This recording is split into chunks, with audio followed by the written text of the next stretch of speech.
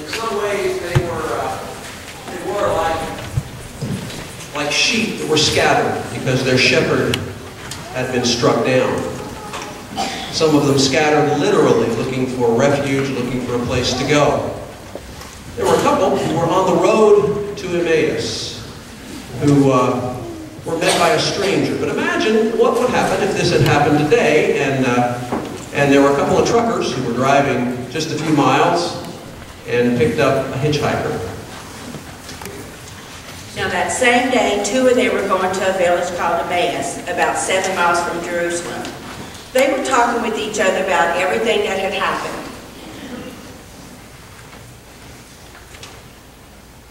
I just don't get it, Ralph. I mean, who would want to steal his body? I don't know. And that bit about Mary and Joanna and the other Mary seeing angels at his grave? Typical female hysteria, if you ask me. Yeah. Of course, that doesn't explain Peter. I don't know what's gotten into that boy.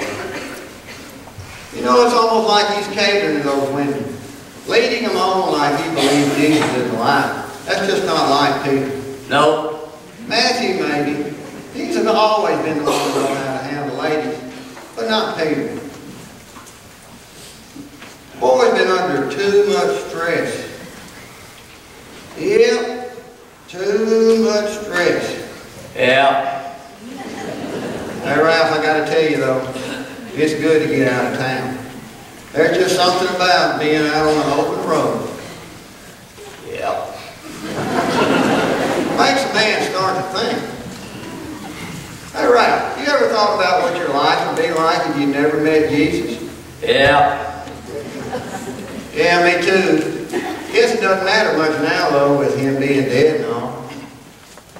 Hey, watch out for that! Hitchhiker. Where y'all headed?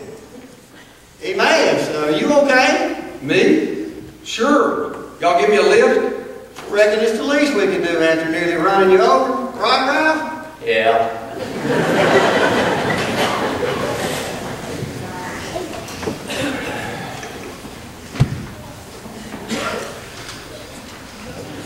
So, where are you from?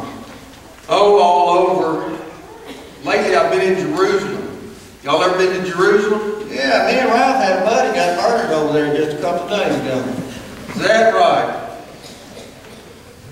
You mean to tell me you've been in Jerusalem and you haven't heard about Jesus of Nazareth getting killed? Why, he's just about the greatest prophet that ever lived. I mean to tell you, there's never been a man as holy and godly as Jesus. Ain't that right, Ralph? Yeah. And I mean to tell you, he was going to turn this country around. That is, until the bigwigs found out. They came up with a permanent solution, if you know what I mean. Them low-down, Billy-mouthed, carrot hangies. You said it, Ralph. And as if that's not bad enough, now they can't find the body. His grave's been opened, and the only thing left in there is his burial clothes. I tell you what, there's just no respect for the dead these days. Y'all act like you've got potatoes for brains. Don't you remember all the stuff the prophets wrote about the Messiah? Is it just me, or does it not make perfect sense that the Messiah would have to suffer all these things before he would enter into his glory? Let's look at the writing of the prophets. Take Moses, for example. Please! Seriously, remember when Moses said, And beginning with Moses and all the prophets, he explained to them what was said in all the scriptures concerning himself. and that leads me to Zechariah. This must be where I get out. Yeah, we're all getting out.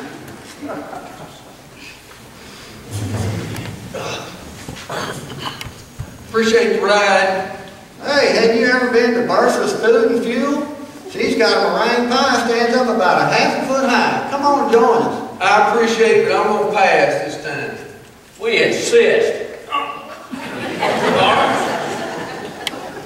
Hey, Bertha, how's it going?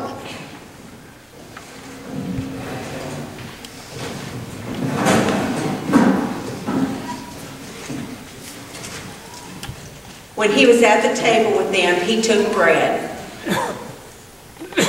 Homemade cornbread. I sure do appreciate you boys. Wait till you taste Bertha's chicken fried steak. Bertha beats that thing till it nearly melts in your mouth. Ain't that right, Ralph? Yeah.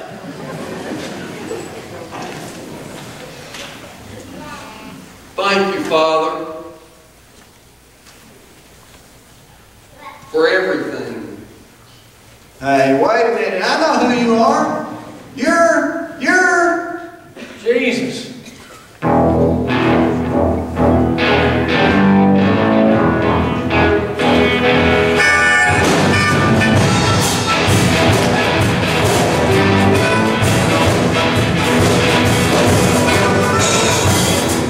Now that same day, two of them were going to a village called Emmaus, about 7 miles from Jerusalem.